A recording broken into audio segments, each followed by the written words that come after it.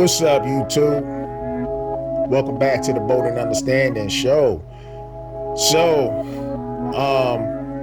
looking at the state of boxing on ESPN Plus, Andre Ward done went in big time. He went in on a certain fighter who got nothing but apologists and, stalkers and everything else. But before I touch on that, the one thing I can applaud the whole panel for, and I think only Timothy Bradley was the only one that kind of like went against it, but they went in on the WBC. So, as you know, the WBC,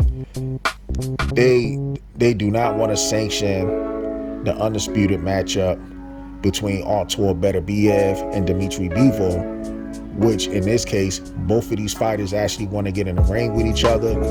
I mean, there's no secret about it. They both want to make it happen. And unfortunately, the WBC are screaming, saying that Dmitry Bivol need to file for an exemption in order to make this fight happen, for the simple reason that Dmitry Bivol is a Russian, which I kind of find strange because the actual champion is also Russian himself. He just happened to be a naturalized Canadian citizen at the time. But make no mistake about it, after Artur Beterbiev actually beat down Anthony Yarde, where was the first place he went to go celebrate? To his hometown in Russia. Dagestan, I believe, as a matter of fact. And then for the WBC to come out and talk about this whole Dmitry Bivol situation, need to file an exemption. Dmitry Bivol himself was actually born in Kyrgyzstan. I mean, I know it's a country that probably no longer exists, but it wasn't even in Russia. Now I know they end up moving to St. Petersburg, Russia. That's where he grew up at, and that's cool.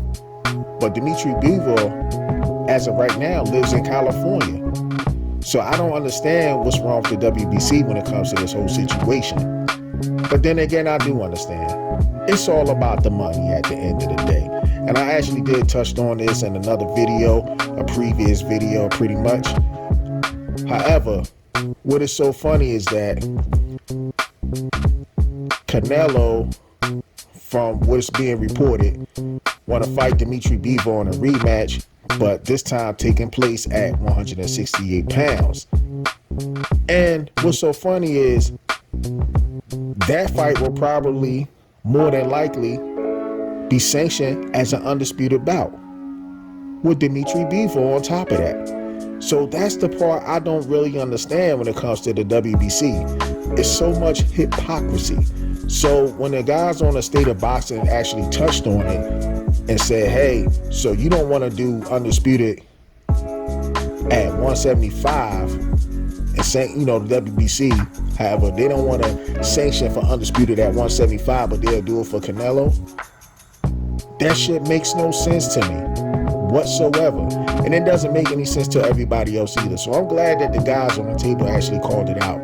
But Timothy Bradley himself came out and said, Canelo, he's the cash cow. He's going to do what he want to do. And that's true. I actually do agree with that. Canelo is the cash cow. And basically everybody works for Canelo, including the sanctioning body. No matter how much they want to deny it, he's the cash cow and they all work for him. As long as he getting that money, they're going to bend the rules for him. It's no different than what they used to do for one of my favorite fighters of all time, and Floyd Mayweather, or one of my other favorite fighters of all time, and Oscar De La Hoya. So they do things for cash cows and boxing and whatnot. So if you the cash cows, you get to move the needle pretty much, and they will allow you to pretty much do anything. But the thing is, the difference between a Floyd Mayweather, Oscar De La Hoya, and a Canelo is that if a Floyd Mayweather or Oscar De La Hoya was to do certain things and tweak everything their way, they will get criticized for it. And that's the honest truth right there. Whereas though if Canelo does it, it's almost like he gets a pass for everything. And no, I'm not hating on Canelo, because I know that's what a lot of Canelo fans like to say, even though I don't even like Canelo.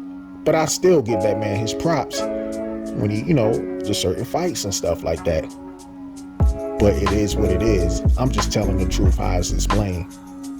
So people could take that however they want to take it, and that's cool with me.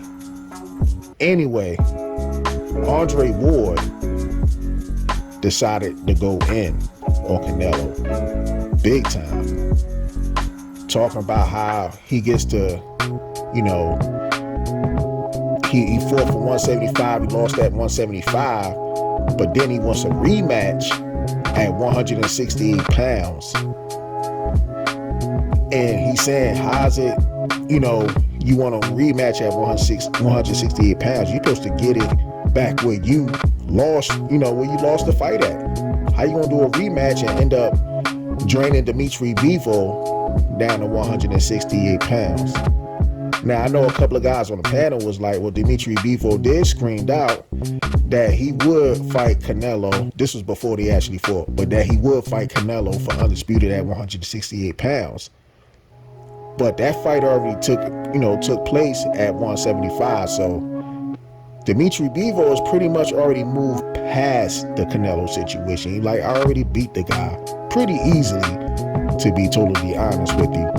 But, if everything fails at 175 between him and Artur Beterbiev, then more than likely the WBC, and I'm going back to the belt, they trying to push this whole Artur Beterbiev needs to defend his mandatory against a Callum Smith.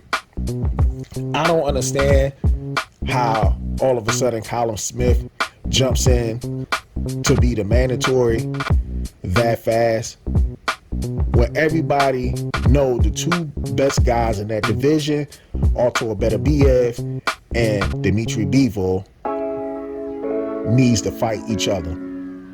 So, like I explained in my old video, these promoters, these sanctioning bodies, I understand they're trying to make money, but they need to stand down big time. But anyway, going back to the Cole Canelo situation, I know I'm jumping around and stuff, but it's all good.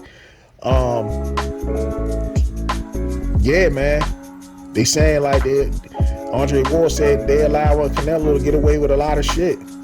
Pretty much getting away with a lot of stuff, stuff that, a lot of other fighters get criticized for. They get criticized for, but when it comes to Canelo, he allowed to get away with a lot of shit. So because Andre Ward went in on Canelo, and it's going to go viral, because Andre Ward went in on Canelo,